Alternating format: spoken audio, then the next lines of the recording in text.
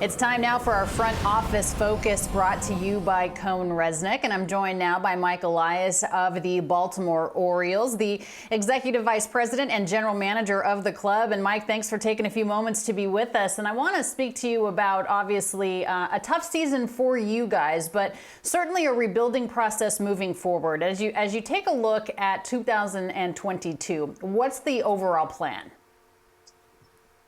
Well, look, we're in a position where we're very focused on getting this team back to the playoffs and doing so in the American League East, which is one of the hardest divisions, not just in baseball, but all of sports. So we have lofty goals. We have a tough climb.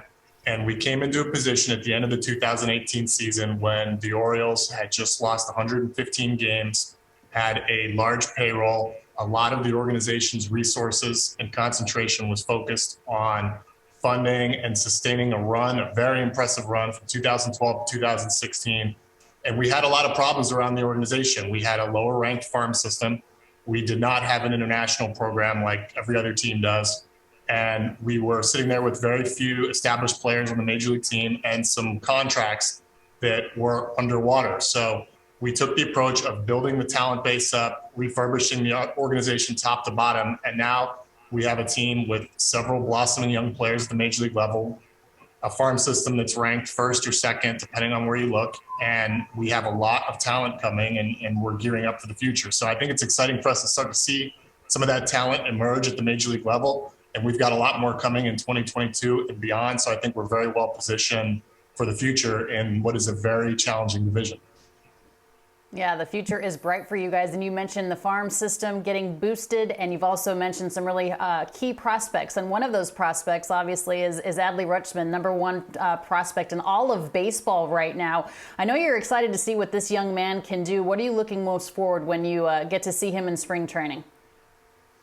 Adley's a very rare talent, even as a top of the draft talent, which he was, first overall pick in 2019. It's very seldom that you get an athletic, switch hitting defensive catcher with gold glove type defensive potential and the power and hit tool and patience that he has, from both sides of the plate. And the resume that he had coming out of Oregon State, College World Series champion, Golden Spikes.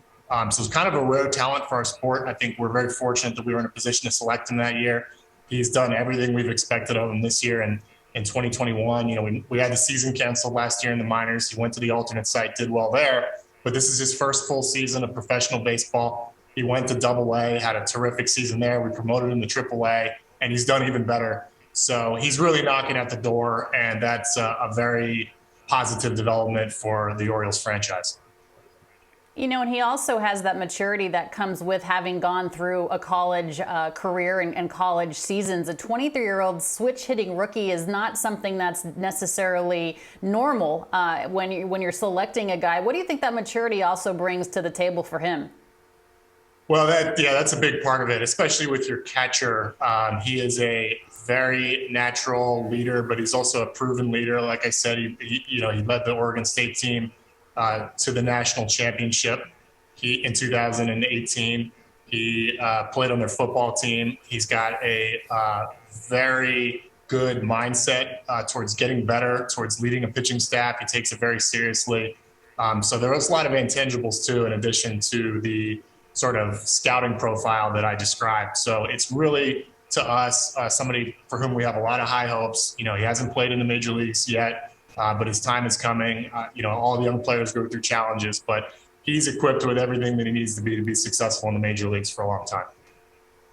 It'll be good to see him. It'll also be good to see Grayson Rodriguez. I know that he is a highly touted prospect in your system as well. Talking about some of the guys that are already here at the big league level, Mike, what have Trey Mancini and Cedric Mullins meant to your club this year from a position player standpoint, and conversely, John Means as far as a starter goes? Well, all three of the players you mentioned have meant so much to us. I mean, our win-loss record right now is not enjoyable, and none of us wants to be losing games to the degree that we are. So we take a lot of solace in the fact that we have these cornerstone-type players developing and emerging before our eyes at the major league level, and that's one of the benefits of going through a rebuilding process. Is you get a chance to let your guys play and see who emerges and see who blossoms on your watch from this playing time.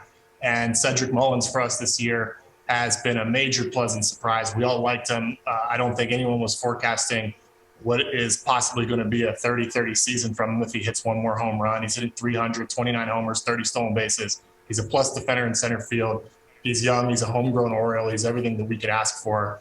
And, Trey Mancini has been one of the best stories in baseball this year, obviously coming back from what he went through last year, missing the season, having chemotherapy, having to keep himself out of training for a long period of time last year during the pandemic while he was undergoing treatment, and jumping right back into the middle of our lineup, staying healthy all year. It's been amazing. John Means is a stalwart in our rotation, another homegrown guy, a late bloomer.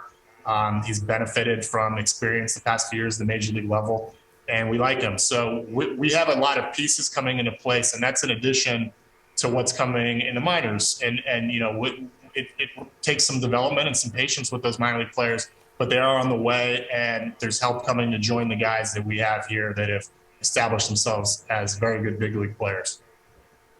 And speaking of help, Ryan Mountcastle, I'm not certain that you thought you were going to get everything you got from him this year, but he has been a tremendous boost to that lineup. What have you enjoyed so much from watching him perform? Yeah, Ryan has been one of the better young hitters in the minor leagues since being drafted by the team in 2015 as a high school player. He hit at every level in the minor leagues. You see the body and the power and the nice swing. The thing that he's always been working on has been exhibiting some more patience at the plate. And, wasn't a guy that walks a lot, liked to swing the bat, as a lot of natural hitters do. And it's something that we had been preaching to him. And he came up last year at the age of 23 in the shortened season, had a great month, and came back this year having a taste of the major leagues. Started off with some struggles and was at the point of, possibly being in the conversation to be sent back to AAA. We decided to stick with him because of the aptitude that he has. And you started to see some adjustments and some better at-bats. And it's a credit to him and our staff and the mindset that he brought every day. And he continued to see major league pitching and kind of turn the corner and flick the switch. And the plate selection got a lot better. And now that we're seeing the numbers that we're seeing from him, he's a rookie of the year candidate.